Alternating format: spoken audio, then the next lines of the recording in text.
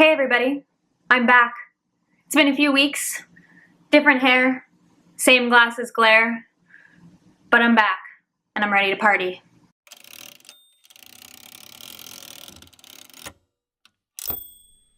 My small amount of subscribers may be wondering where I've been. I've been working on another writing project, and sometimes when I'm writing I just get stuck on only doing that, and then I'm like, oh yeah, I started a YouTube channel. I should probably make an update video for the O.W.L.s Readathon, which I finished. You may or may not remember that for the O.W.L.s Readathon, I wanted to be a professor, an herbology professor to be exact, meaning that I had to read the Defense Against the Dark Arts book category, which was a book starting with the letter R, and then I had to read the herbology book, which was a book with a plant on the cover, and then 5 other books of my choice. Now, I ended up not liking most of them. Well, I liked them, but a lot of them let me down. So I'm going to start with what I liked the least and then go to what I liked the best. So the book that I liked the least was definitely A Fierce and Subtle Poison by Samantha Mabry. Why do books with beautiful covers have to be so awful sometimes? I guess I shouldn't say it's awful. I did give it 2 out of 5 stars. I thought that the way she described the lush landscape of Puerto Rico was really beautiful. I liked the magical realism aspects of it, and there were some slight character moments that made me happy or cheer for them, but maybe that's because most of the characters were awful people 99% of the time. I wasn't sure if I was supposed to like any of them, honestly. The description of what this book is supposed to be is a teenage boy who has a girlfriend who goes missing, and he wants to try and find her, so he gets the help of this girl of legend and lore in his town who is made of plants, is poisonous, and can grant wishes.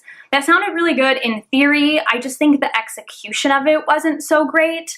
I didn't find myself really caring about any of the characters because, like I said, none of them were nice people at all. The boys and the main character in particular were kind of downgraded into being these Neanderthal versions of boys, which I never really like. Like, instead of expressing their feelings at all to each other, they just fought. And they only cared about drinking and hooking up with girls. The main character was very girl obsessed. There was a consent issue at one point, which I didn't like very much, just kind of made me feel icky. So sadly, A Fierce and Subtle Poison was just not it for me. My next book is The Black Bull of Norway by Kit and Kat Seaton. This one fulfills the Ancient Ruins class, which is a retelling. This is a Scottish retelling of a fairy tale. It is about a girl named Sibylla who loves adventure, and when she's young gets a prophecy from a witch that she's going to have an unusual marriage. This comes true later when a giant magical black bull shows up at her doorstep and tells her that she is to marry him. This was really good in some aspects, and it was really bad in some aspects. I loved the artwork in this. I think that the representation was great. There are queer characters, there are lots of POCs.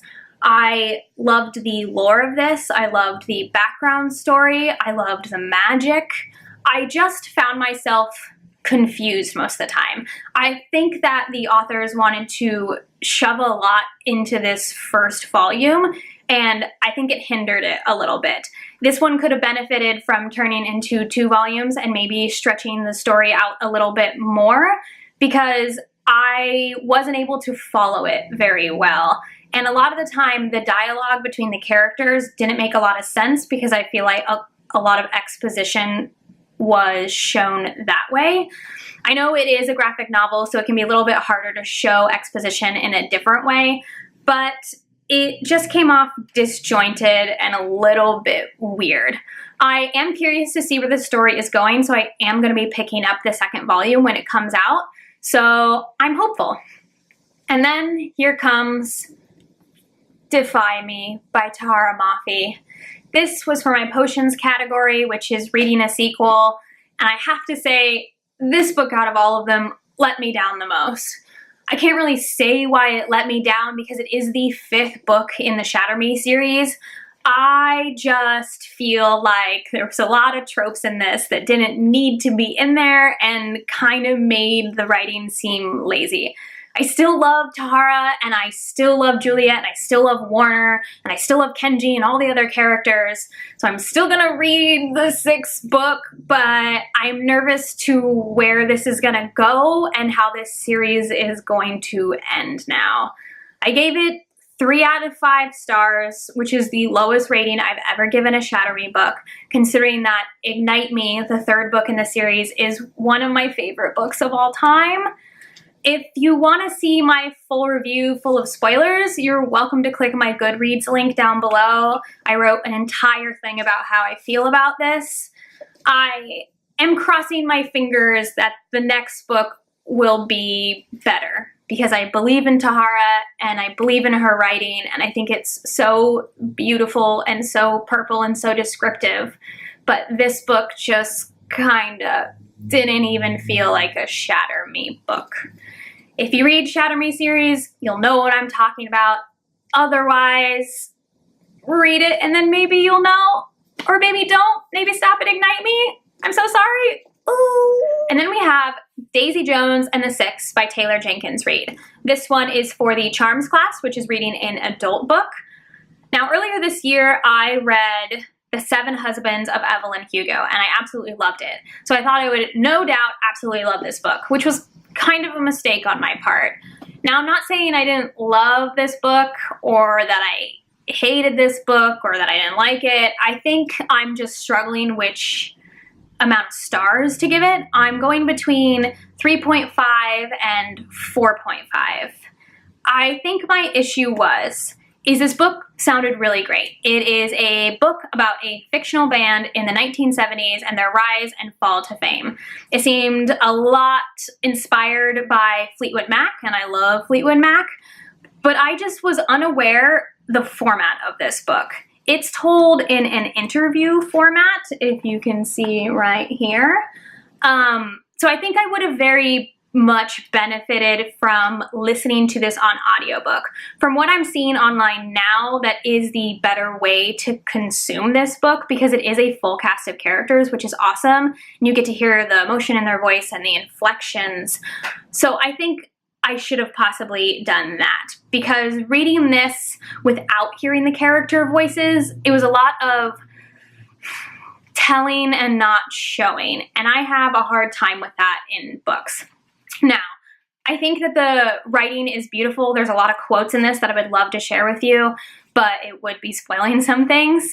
I loved the characters. I loved Billy. I loved Daisy, and especially I loved Karen. I think she was just a badass female character who did whatever she wanted and knew what she wanted in life and didn't back down from that. I think she's a great role model. I just feel like maybe this book wasn't for me, and this is why I'm struggling. Also, there is a lot of drug use in this. I don't necessarily mind that there's a lot of drug use in this, because obviously it's in the 70s and it's a band and it's part of the story. I just think that it's possibly just not for me. It always just kind of makes me really sad to read, and I don't mean sad in a fun way. When you're reading something, you're like, ooh, give me more. More of like, I want to put this back down and I don't want to think about it anymore, which is not to say anything bad about the book. And that's why I think it maybe deserves more of a 4 or 4.5 stars, because that is just my personal preference, and maybe I should just stay away from books that have heavy drug use in them. I think that Taylor Jenkins Reid is a great author, and I think she's a great storyteller. And there were moments that I was able to put myself in the story, especially a moment in the end in particular. It just didn't sit with me, I think, the way it's sitting with everybody else. So right now I'm going to keep it at a 3.5 stars. For the most surprising book out of all 7 of them, I have The Rest of Us Just Live Here by Patrick Ness. This one fulfills the Defense Against the Dark Arts category, which is a book that starts with R. And to be honest, I thought this book was just going to kind of be meh, and I put it in here to get it out of the way. It is one of my longest standing books on my TBR.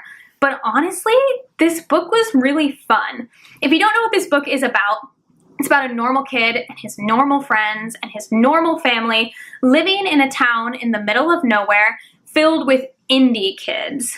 Now, these indie kids are like the chosen ones of the story, but there's tons of them. There's always weird things happening, like zombie outbreaks and alien invasions, and these indie kids are always getting themselves killed, and they're always getting themselves in a mess of trouble and blowing up the school.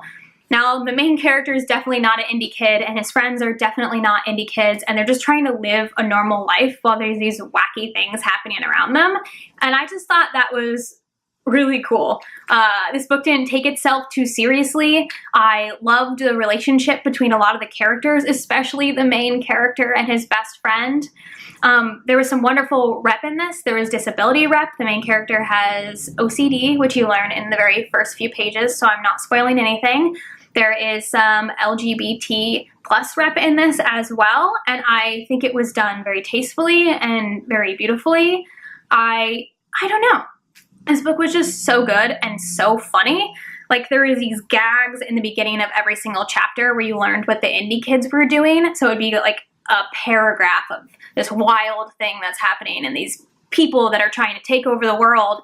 And then you get shot back down into the main character and his friends talking about prom or going on dates and worrying about school assignments.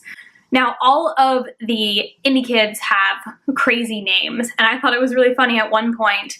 It's describing what the indie kids are doing, and I just want to read out this little snippet so you can know how much this book doesn't take itself seriously.